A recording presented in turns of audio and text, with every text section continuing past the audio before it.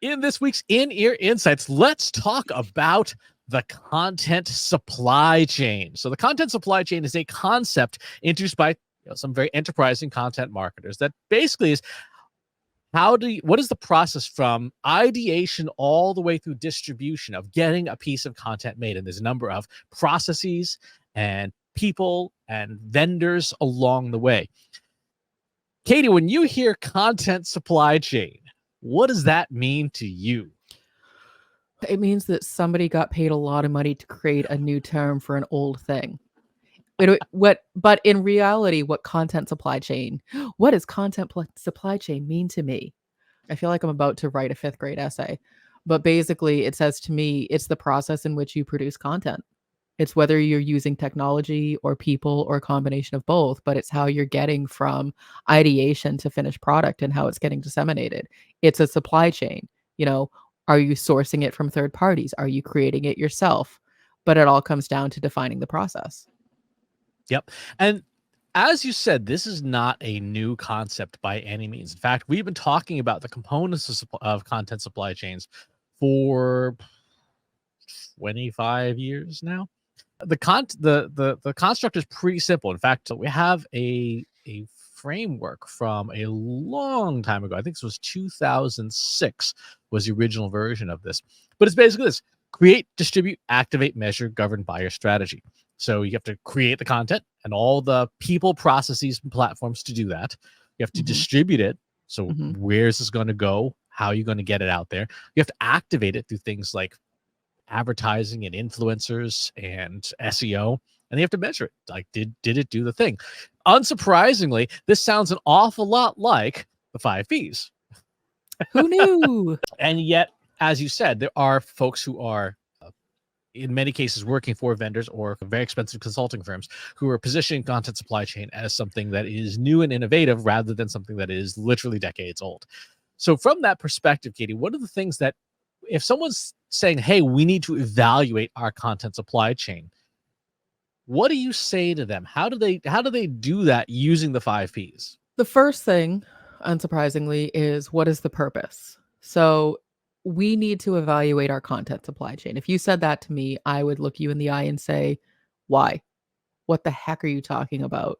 Can you just say it in plain language? So let me take a step back for a second. So the reason why consulting firms come up with new ways to spin old things is because it sounds innovative.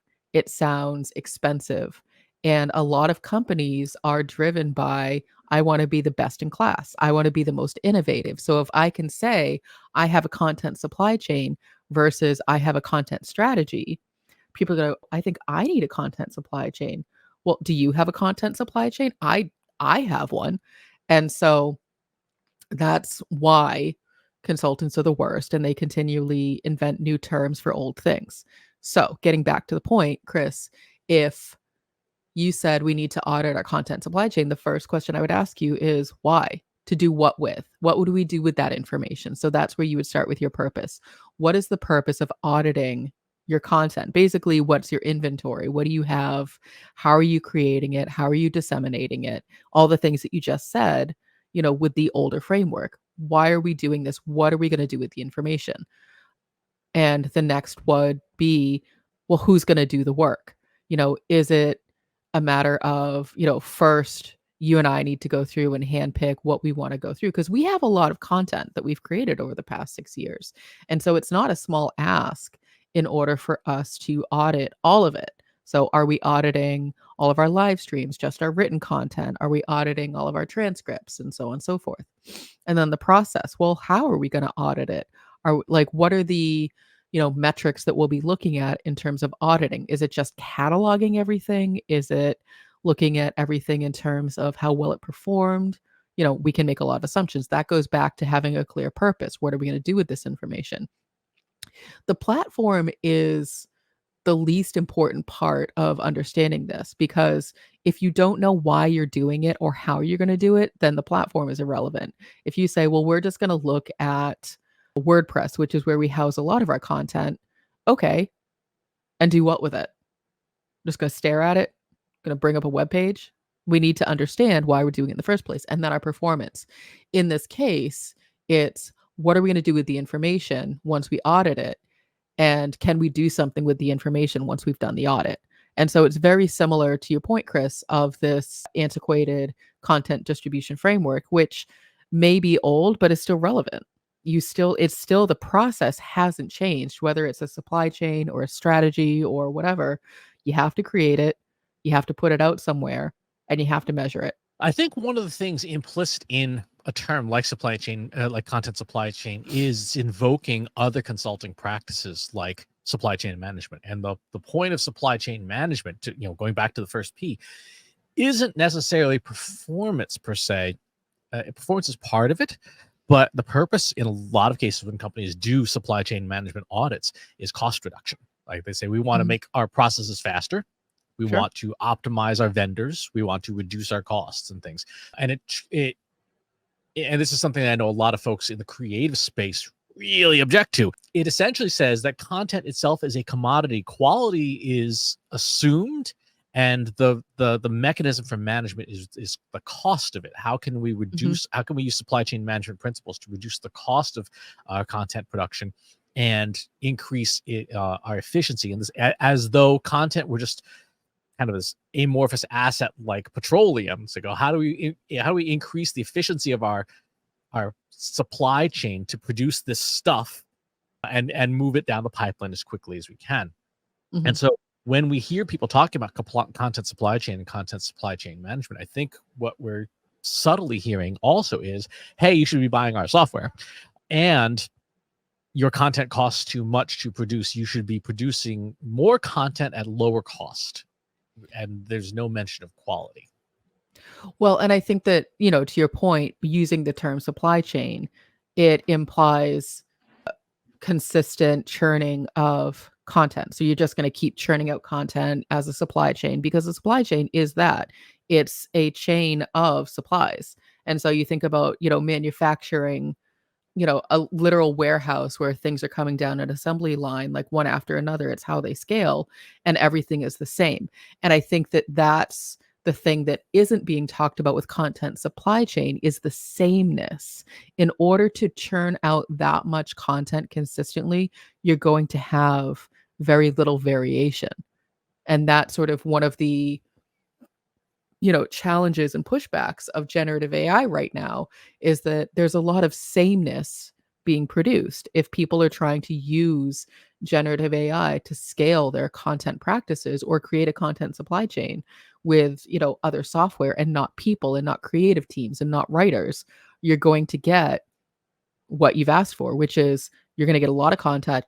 It's going to be very similar, and it's going to be very similar to the guy down the street who bought the exact same software. I agree with you, and that's the way people are somewhat ineptly using generative AI. But we've actually been a part of this supply chain in the past, with other clients. We had Sure. this one client a long time ago where we helped them manage a stable of 150 writers, and that was 100% supply chain management. Here's the brief, here's the time period, here's the pay. This is the edit cycle, this is the revision cycle, and it really was the performance measure was minimally acceptable quality, but production speed of it was 2 pieces a day was what was Mhm. required. It was, and they were given a lot of latitude on the topics, but it Mhm. was all basically small business related. But they had to produce 2 pieces of content a day. That was how the supply chain success was measured. But do you know why why that worked? Why? Because there was a really strong process that people did not deviate from. We had a clear purpose, which was to create X number of pieces of content with this criteria. We knew who the people were. We had the stable of writers, and we could bring on new writers because we knew what we were looking for. But basically, it was like, here's the one person in charge of all of this. This is the client. These are the writers. Like, we knew who all the players were.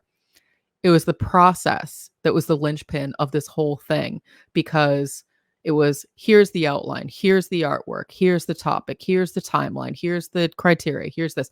And there was no deviating from the process. It was essentially a human well-oiled machine because there was very little tech involved because you had humans writing the thing. That's what generative AI is promising to replace. But what you're missing is all of these different writers, 150 writers with 150 different life experiences, bringing that to the table.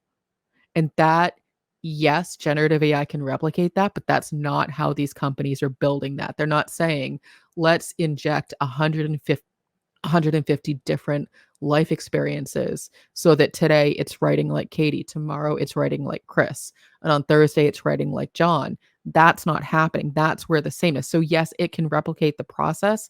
It cannot, it is not, it's not that it cannot, it is not replicating the people the way that, that other process was that we were just talking about. So could you, maybe not with 150 people, could you take Sure. 15 people, train them as really good prompt engineers who will do more than like write a blog post about, accounting software, but could actually come up with decent multi-page prompts that are highly detailed, very specific, and have them be suppliers within the supply chain that are just as effective, not more effective than when they were writing, when they were actually putting fingers on keyboard, just doing the writing themselves, because you still would have that diversity of life experiences and points of view, but now you'd be having them guide the machinery to produce those highly specific pieces of content. I mean, you absolutely could. The more diversity you have in who's training the models, the better the models are going to be. We were talking about this in a different episode of this podcast where you were concerned about one single person using generative AI to run a whole business. That is the problem because it's one person's opinion, one person's life experience. They're not getting that diversity. But in this example, if you get, 5, 10, 15 different people with different life experiences, with different skill sets, different backgrounds to train a model, you're going to get a much more sophisticated model that's unique versus the sameness of what's out on the market today. Now, when you look back at that old team of 150, how was the quality of the content? Because I know you helped to manage the team that managed that stable of folks. How was the quality of the humans? It was good. The quality was so, our success criteria was, could you meet the timeline? Could you meet the criteria of the writing? So X number of words on this topic, so on and so forth. And then what was the performance of the content? And as long as the content performed well, and I'm putting well in air quotes, because we had defined like what that means, traffic and so on and so forth, your basic website metrics, then I would say it worked. Could it have been better? Always. There's always room for improvement. But when you're trying to write at that scale with that many people, you have to be somewhat realistic about what you can accomplish. And for that client, as long as it kept them, top of the search results, they were getting traffic to those pages, people weren't complaining that it was terrible, then for them, those were the success metrics. So when we look at a content supply chain, let's take a company that says, hey, we need to create some new content. We're not creating enough. And there's a minimum level of quality would be, okay, it's readable and it says something that is absolute garbage, right? Okay, maybe it's something on cooking, and the recipes have to be coherent recipes. They can't be poisonous. And you have on one hand a boutique of 15, 25 human beings who crank out content, and they do so one piece every 4 or 5 days. And on the other side, you have your 3 or 4 people who are highly skilled with generative AI. They can crank out one piece every 3 or 4 minutes. Same level of general level of quality. If you're evaluating your supply chain, which partner will you choose as an executive and as a person who has supervised these kinds of operations? It depends. I mean, it depends on what my needs are, so and this is where I always push back on you, Chris, is so you're talking about people who can write multi-page prompts in order to get one single piece of content. Why wouldn't they just be writing the content versus writing multi-page prompts?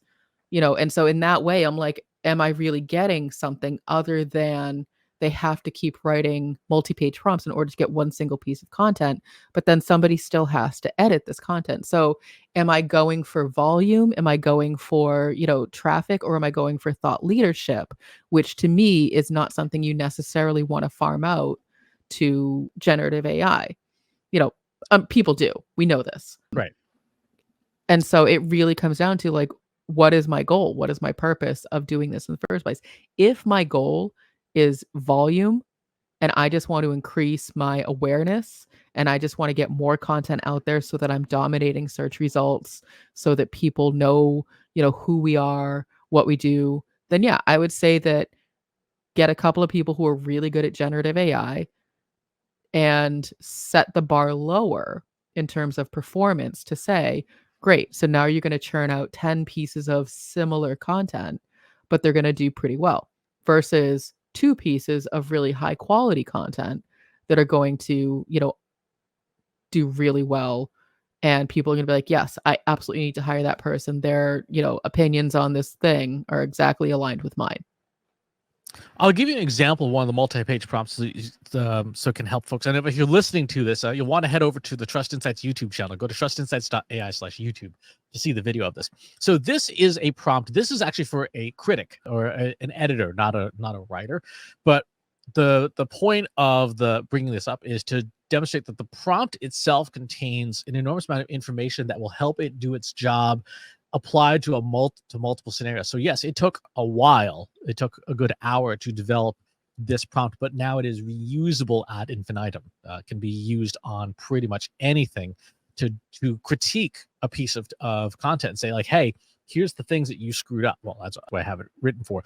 In the same way that if I was building a prompt to write content, I wouldn't necessarily write this length of prompt for a piece of content. I would write this prompt to create the role of a skilled content writer within a specific domain, to basically say, this is your synthetic life experience. This is your character card in a role-playing game called Life.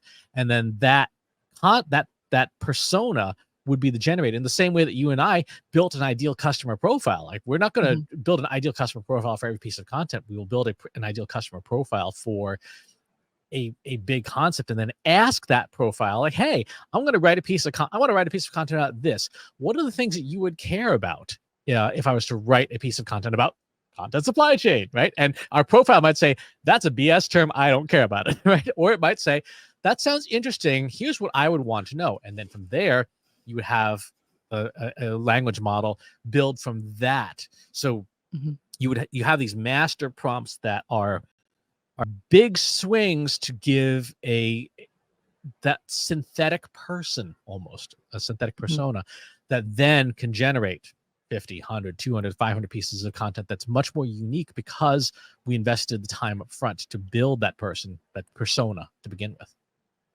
But I think that that's where you and I are describing the ideal scenario. I don't believe that that's how companies that are shilling content supply chain software are doing it. And I think that's the thing that buyers need to be aware of, is that sameness. And so, the sameness is it's not a new topic. It's something that is a huge concern with generative AI. And I think that companies that are saying we can improve your content supply chain are giving you that sameness. They're not taking the time. And so the question is, if I invest in software that is going to increase my content supply chain, can I then inject my ideal customer profiles into it to reduce the amount of sameness, to increase the amount of uniqueness, and still get that content at scale? Exactly. And the companies that are in that space doing content supply chain work, are they aware of how to use the technology fluently? So, for example, Gemini, the new version of Gemini and the new version of Claude, both have 1 million token context windows. They have a short-term memory, a conversational memory of 700,000 words. So if you're using a tool like that to generate content, one of the things you would want to say is, hey, we're going to write some content about Instagram marketing today.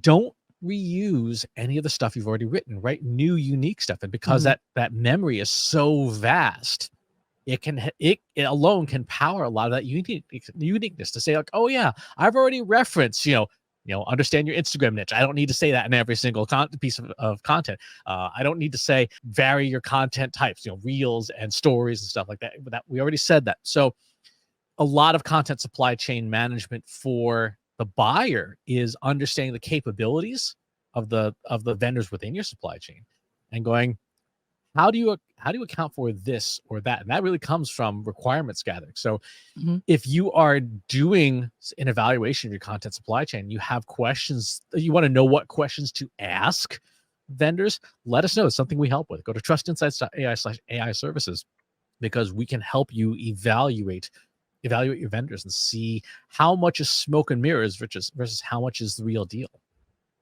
And if you're looking to bring on a content supply chain vendor, the first thing that you should be looking for are release notes, are developer notes. How are these models trained? How often are they updated? What are they trained on? Because that's going to be a big deal in terms of the quality of the content that you're creating is what's inside the box. Is it just a really fancy interface on top of the existing ChatGPT 4 or Google Gemini? Great. Then you don't need the interfaces. Then you're paying a lot of money for someone else to take all the credit. But those are the questions that you should be asking is what is the model? Can you create a model based on my stuff? Can you create a custom model? What does that look like? How often is that updated? And so there's a lot of questions that you should be asking if you are thinking of investing in a content supply chain software, because you are going to, if you don't ask those questions, your content will be exactly the same as everybody else's. Exactly. And even things like persona development and stuff, the asking how a company does that, Mhm. asking what tools they use, and then asking how it takes into account your points of view is really important. And it's something that these models can do. Like there's very little fine tuning you need when you in the most modern models today, like Claude 3, Opus, and Gemini 1.5. You don't really need to tune them, right? Because their memory is so vast. They already pretty much know everything about everything, but they know it in an unindexed way that needs skillful prompting and skillful engineering around them. So if you're looking at your content supply chain and you see these tools are in place, it's like walking into someone's kitchen saying they have really nice appliances. You still got to go, well, do you know how to cook? Like, do you have the ingredients? Do you have a recipe? You've got great tools. You spent a lot of money on those tools. They're real shiny on the countertop. But if you're still putting, toast bread in the refrigerator instead of the toaster, and you're wondering why your toast is cold, it's because you're using the tools the wrong way. And that I think is probably one of the biggest risks of things like content supply chain management is if you're focused solely on a very narrow purpose of, hey, let's make our content cost less, the rest of the 5 Ps aren't there. I would agree with that. And if a vendor or a consultant comes to you with a fancy term, look them in the eye, don't blink, and say, tell me what this really is. Absolutely.